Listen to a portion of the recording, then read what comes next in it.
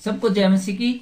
आज हम पढ़ेंगे लूका रचित सुसमाचार और उसका दूसरा अध्याय। और इस अध्याय में हम देखेंगे यीशु का जन्म और स्वर्गदूतों द्वारा चरवाहों को संदेश और यीशु का नामकरण और मंदिर में यीशु का अर्पण। और साथ के साथ हम इस अध्याय में देखेंगे समोन का गीत और हन्ना की गवाही और नासरत को वापस लौटना। और इस अध्याय के अंत में हम देखेंगे बालक यीशु मंदिर में। तो आइए शुरू करते हैं लूका रचित सुसमाचार और उसका दूसरा अध्याय। इसकी जो पहली आयत है उसका शीर्षक है यीशु का जन्म। उन दिनों में अगस्तुस कैसर की ओर से आज्ञा निकली कि सारे जगत के लोगों के नाम लिखे जाएं। उस समय जो अगस्तुस नाम का जो कैसर था उसने आज्ञा निकाली कि सारा जगत पूरा संसार है उन लोगों के जितने लोग इस दुनिया में रहते हैं सबके नाम लिखे जाए। यहाँ संसार से अभिप्राय वो जो जिस देश में का राजा था उस देश का ही नाम हो सकता है। जैसे हम भारत में रहते हैं, हम कहीं सारे संसार के नाम लिखे जाएं, तो हमारा कहने का अभिप्राय ये भी हो सकता है कि समस्त भारत किसी एक देश का भी हो सकता है नाम लिखे जाएं। यह पहली नाम लिखाई उस समय हुई जब क्यूरिनिकुस सीरिया का हाकिम था। जब क्यूरिनिकुस सीरिया का हाकिम था उस समय ये नाम लिखाई शुरू हुई।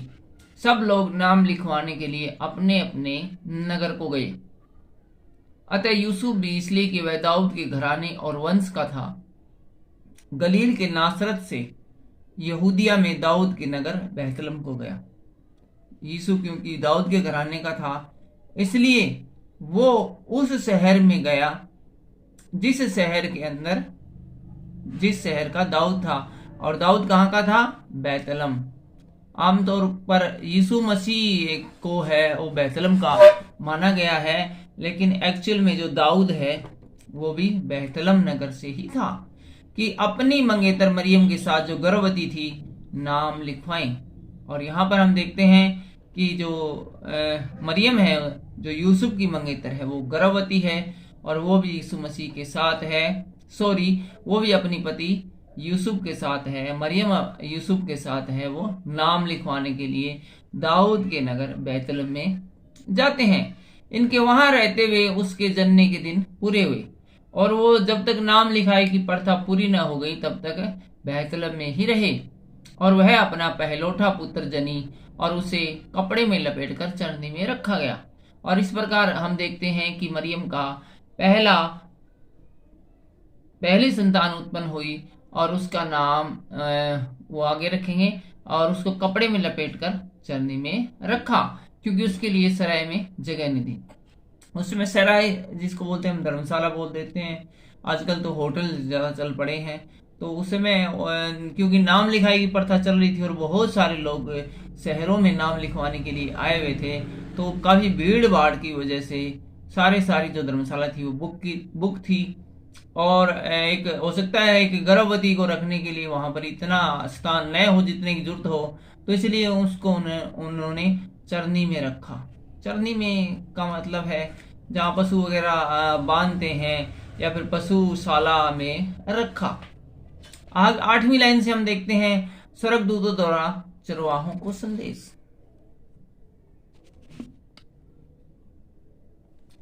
और उस देश में कितने गडरी थे जो रात को मैदान में रहकर अपने झुंड का पहरा देते थे।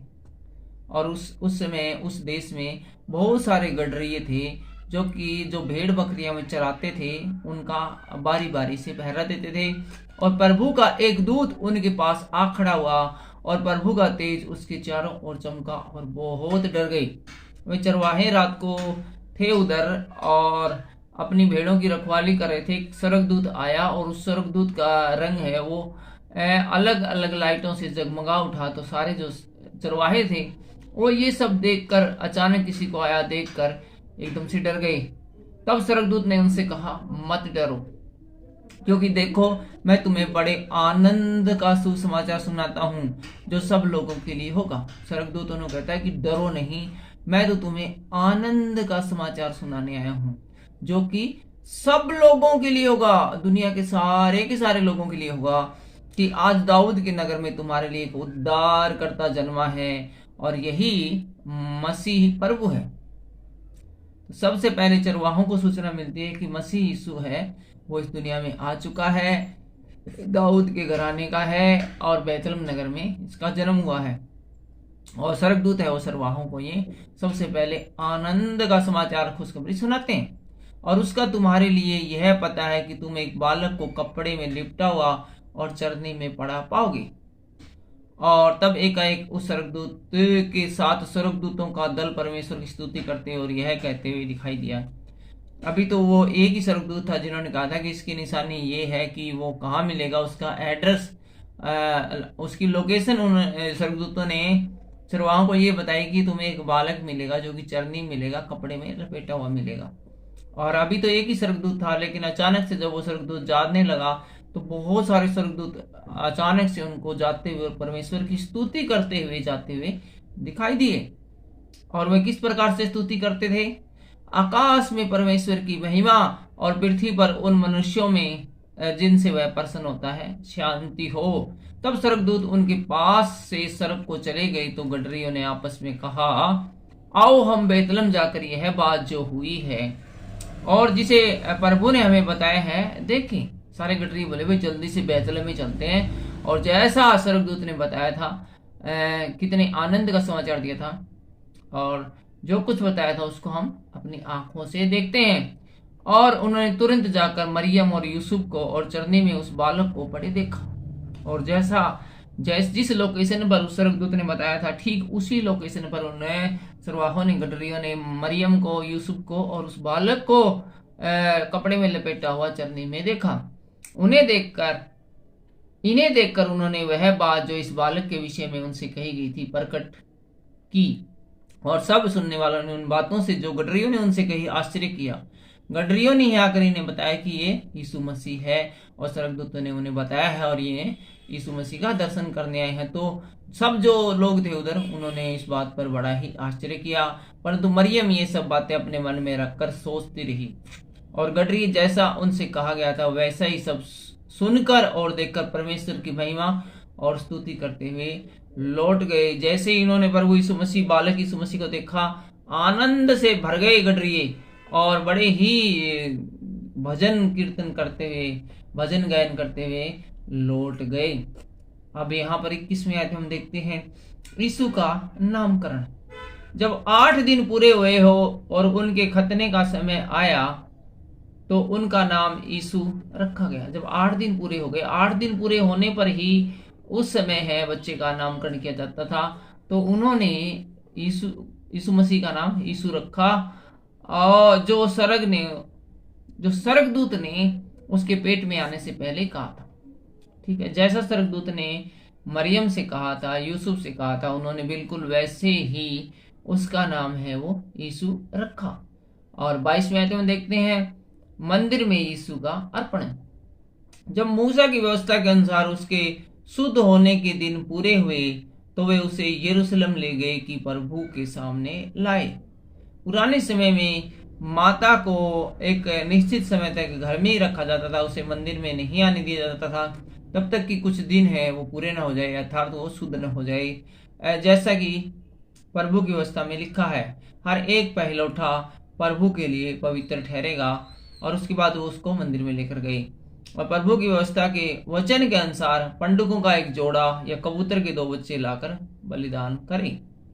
और हम आगे देखते हैं समोन का गीत। यरूशलेम में समोन नामक एक मनुष्य था और वह मनुष्य धर्मी और भगत था और इजराइल की शांति की बाट जो रहा था और पवित्र आत्मा उस पर थी। एक बहुत ही अच्छा इंसान है वो यरूशलेम में था जिसका नाम समोन था और वो बड़ा ही धर्मी व्यक्ति था और वो पवित्र आत्मा का साया उसके ऊपर था और वो है बड़े दिनों से है वो इजराइल की शांति का इंतजार कर रहा था। और पवित्र आत्मा द्वारा उस पर प्रकट हुआ था कि जब तक वह प्रभु के मसीह को न देख लेगा तब तक मृत्यु को न देखेगा। तो इसको ये पवित्र आत्मा ने बता दिया था कि तुझे मृत्यु नहीं आएगी भाई, तुझे मृत्यु तभी आएगी जब तू यीशु मसीह को देख लेगा। और ये काफी दिनों से इंतजार कर रहा था यीशु मसीह को देखने का। वह आत्मा के सिखाने से मंदिर में आया, और जब माता पिता उस बालक यीशु को भीतर लाए कि उसके लिए व्यवस्था की रीति के अनुसार करे, तो उसने उसे अपनी गोद में उठाया और परमेश्वर का धन्यवाद करके कहा, हे स्वामी, अब तू अपने दास को अपने वचन के अनुसार शांति से विदा करता है। वो आदमी जो कि यरूशलेम में था, जिसका नाम सिमोन था, उसने जैसे ही बालक को गोद में उठाया, यीशु मसीह गोद में उठाया, वो आनंद से आत्मविभोर हो गया और वो गाने लगा, हे स्वामी अर्थात हे परमेश्वर, अब तो अपने दास को अर्थात उसको अपने वचन के अनुसार शांति से विदा करा, अर्थात अब मुझे मृत्यु भी आ जाए तो मैं हमेशा आत्मिक रूप से शांत रहूंगा, खुश रहूंगा, क्योंकि मेरी आंखों ने तेरे उद्धार को देख लिया है, अर्थात मेरी आंखों ने यीशु मसीह को देख लिया है, जिसे तूने सब देशों के लोगों के सामने तैयार किया है कि वह अन्य जातियों को प्रकाश देने के लिए ज्योति और तेरे निज लोग इजराइल की महिमा हो।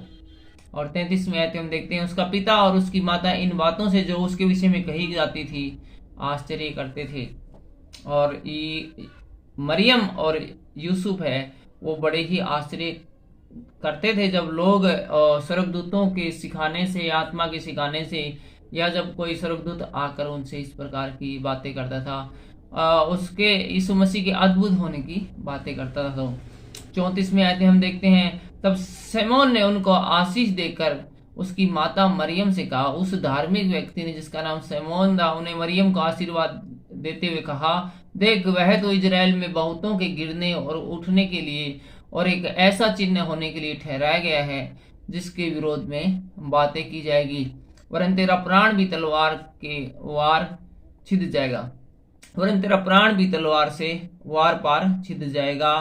इससे बहुत हृदयों के विचार प्रकट होंगे। इस प्रकार इन्होंने प्रकट कर दिया कि किस प्रकार से यीशु मसीह की है वो शारीरिक मृत्यु हो जाएगी। अब हम देखते हैं कि उसकी कमर में भाला छेदा गया था, तो उसकी जो भविष्यवाणी है वो बिल्कुल इसके बचपन में ही इस समोन नामक धार्मिक व्यक्ति ने कर दी थी। 36वीं आयत से हम देखते हैं हन्ना की गवाही। अशेर के गोत्र में से हन्ना नामक एक नफुएल की बेटी एक भविष्यवक्तिन थी। तो यहाँ पर एक जिक्र है एक भविष्यवक्तिन का। भविष्यवक्ता हमने बहुत सारे पुराने नियम में देखे, लेकिन भविष्यवक्तिन भी हमने एक देखी थी जो कि साउल को जो भविष्य देख कर उसका बता रही थी। यहाँ पर एक और फनुएल एक भविष्यवक्ति नाम का जिक्र है। वह बहुत बूढ़ी थी और विवाह होने के बाद 7 वर्ष अपने पति के साथ रह पाई थी। वो बहुत ही बूढ़ी थी और शादी होने की सिर्फ 7 साल तक ही अपने पति के साथ रही थी। वह 84 वर्ष से विधवा थी और इस समय उसकी उम्र का अंदाजा इसी से लगा लीजिए कि 84 साल से तो विधवा थी और शादी होने के 7 साल तक अपने पति के साथ रही थी। तो यहाँ पर देखते हैं कि उसकी उम्र है वो 100 से प्लस मान सकते हैं। और मंदिर को नहीं छोड़ती थी, पर उपवास और प्रार्थना करके दिन रात उपासना किया करती थी। और वो बहुत ही धार्मिक थी और दिन रात है वो उपासना करती थी और मंदिर से बाहर ही नहीं जाती थी। और वह उस घड़ी आकर प्रभु का धन्यवाद करने लगी और उन सभ्यों से जो यरूशलेम के छुटकारे की बाट जोते थे उस बालक के विषय में बातें करने लगी। और ये जो फनुएल नामक जो भविष्यवक्तिन थी, ये भी यीशु मसीह के बारे में सबको जो है बताने लगी कि कैसा व्यक्ति बनेगा बड़ा होकर और कितने बड़े चमत्कार करेगा। नासरत को वापिस लौटना। इस समय जो हमने बातें की वो यीशु मसीह एक मंदिर में आए हुए थे अपने माता पिता के साथ, तब की बातें हमने की। और अब ये वापिस नासरत में लौटने की हम बातें देखते हैं 39वीं आयत से। जब वे प्रभु की व्यवस्था के अनुसार सब कुछ पूरा कर चुके तो गलील में अपने नगर नासरत को फिर चले गए। जो भी धार्मिक जो क्रियाकलाप थे ये करने के बाद है ये दोबारा नासरत को ये चले जाते हैं। यूसुफ और उसकी पत्नी यूसुफ और मां मरियम। और बालक बढ़ता और बलवंत होता और बुद्धि से परिपूर्ण होता गया और परमेश्वर का अनुग्रह उसके साथ था। आगे हम आगे हैं 41वीं आयत में। और यीशु मंदिर में, बालक यीशु मंदिर में यहाँ का शीर्षक है। और हम देखते हैं कि उसके माता पिता प्रति वर्ष फसह के पर्व में यरूशलेम जाया करते थे। प्रति वर्ष है वो यीशु मसीह के माता पिता है वो फसह के पर्व में यरूशलेम को जाया करते थे, जो फसह का त्योहार होता था उसमें। जब यीशु 12 वर्ष का हुआ तो वे पर्व की रीति के अनुसार यरूशलेम को गए। यीशु मसीह जब 12 साल का हो गया तो जो जिस प्रकार की यरूशलेम के अंदर पर्व की रीति थी उसी के अकॉर्डिंग वो गए। जब वे उन दिनों को पूरा करके लौटने लगे तो बालक यीशु यरूशलेम में रह गया। वो कुछ दिनों तक मंदिर में रहे वहां पर, और मंदिर में रहकर जब वापस लौटने लगे तो यीशु मसीह है वहीं पर छूट गया। और यह बालक उसके माता पिता, यह बात उसके माता पिता नहीं जानते थे। उसके माता पिता को यह बात पता नहीं थी कि वो यरूशलेम में ही यीशु है वो रह गया है। वे यह समझकर कि वह अन्य यात्रियों के साथ होगा एक दिन का पड़ाव पार करके निकल गए। उन्होंने सोचा भाई ये दूसरी टोली में होगा जो आने लग रही है और बच्चों से खेलता हुआ। और यीशु की उम्र यहाँ 12 साल है और एक दिन की यात्रा उन्होंने पूरी कर ली और उसे अपने कुटुंबियों और जान पहचान वालों में ढूंढने लगे। फिर भी यीशु मसीह उनके पास नहीं लौटा तो वो अपने कुटुंब वाले और जान पहचानों में यीशु को ढूंढने लगे। पर जब नहीं मिला तो ढूंढते ढूंढते यरूशलेम को फिर लौट गए। उन्होंने देखा भी किसी भी टोली में यीशु मसीह नहीं है, किसी रिश्तेदार के पास नहीं है, तो वो फिर से वो वापस आते हैं और यरूशलेम के मंदिर में आते हैं और यीशु मसीह को ढूंढने लगते हैं। और 3 दिन के बाद उन्होंने उसे मंदिर में उपदेशकों के बीच में बैठे और उनकी सुनते और उनसे प्रसन्न करते हुए पाया। 3 दिन तक वो यरूशलेम में यीशु मसीह को ढूंढते रहे। तब उन्होंने जाकर देखा कि यीशु मसीह तो एक मंदिर के अंदर है और चारों ओर है उपदेशक है और जो व्यवस्था के जानकार है उनके बीच में वो बैठा है और वो उनसे बड़ी बड़े प्रश्न पूछ रहा है जिसका कि जवाब उन व्यवस्थाओं के पास भी नहीं था, उन व्यवस्थापकों के पास भी नहीं था, अर्थात मूसा की व्यवस्था के जानकारों के पास भी नहीं था। जितने उसकी सुन रहे थे वे सब उसकी समझ और उसके उत्तरों से चकित थे। जितने भी जो बड़े बड़े जो जानकार थे बाइबल के हैं और जो जिसको फरीसी बोलते हैं और जो सारे लोग थे जो कि अपने आप को बड़ा मानते थे, विद्वान मानते थे और ये मानते थे कि उन्होंने आज तक है जितने भी कार्य किए हैं बड़े धार्मिक कार्य किए हैं और व्यवस्था पर चलते हुए आए हैं। जो बड़े पास्टर थे वो जब यीशु मसीह के जो 12 साल का उसके जवाबों को सुनते थे, उसकी बातों को सुनते थे तो बड़े ही चकित रह जाते थे। तो वे उसे देखकर चकित हुए और उसकी माता ने उससे कहा, हे पुत्र, तूने हमसे ऐसा व्यवहार क्यों किया? देख तेरा पिता और मैं गुड़ते हुए तुझे ढूंढ रहे थे। तो उसकी माता बड़ी नाराज हुई, इनका भाई तू यहाँ पर चुपचाप रह गया, यहाँ पर बैठा हुआ है, मैं और तेरे पिताजी तुझे कब के हैं वो ढूंढ रहे हैं। तो यीशु ने उससे कहा, तुम मुझे क्यों ढूंढते थे? क्या नहीं जानते थे कि मुझे अपने पिता के भवन में होना अवश्य है? तो यीशु उससे बोले, मुझे क्यों ढूंढ रहे भाई? तुम्हें तो पता ही है, कितनी बार बताया गया है कि मुझे तो अपने पिता के भवन में होना ही था, अर्थात अपने पिता के द्वारा बताए गए सेवा कार्यों को करना ही है। परंतु जो बातें उसने उनसे कही उन्होंने उसे नहीं समझा। लेकिन उसके माता पिता इस बात को नहीं समझ सके जो यीशु ने बताई थी। तब वह उनके साथ गया और नासरत में आया और उसके वश में रहा। उसकी माता ने ये सब बातें मन में रखी। उसके बाद यीशु मसीह है वो अपने माता पिता के पास साथ आ गया और यही वो चाहता था कि उनके बस में रहे, क्योंकि इसके विषय में ऐसा ही लिखा गया था। और यीशु बुद्धि और डील डोल में और परमेश्वर और मनुष्य के अनुग्रह में बढ़ता गया। इसके बाद यीशु मसीह है वो बुद्धि में, डील डोल में और बुद्धि की बातों में और परमेश्वर के प्रेम में है लगातार बढ़ता ही गया। आज के अध्याय में बस इतना ही। अगले अध्याय में हम देखेंगे, अध्याय नंबर 3 में अगले वीडियो में हम देखेंगे यूहन्ना बपतिस्मा देने वाले का संदेश, और हम देखेंगे यीशु का बपतिस्मा भी और यीशु की वंशावली भी हम अगले अध्याय में देखेंगे। लेकिन फिलहाल के लिए इतना ही। आज के इन वचनों के द्वारा परमेश्वर आपको आशीष दे, बरकत दे। चैनल पर नए हैं तो चैनल को जरूर सब्सक्राइब करें। सबको जय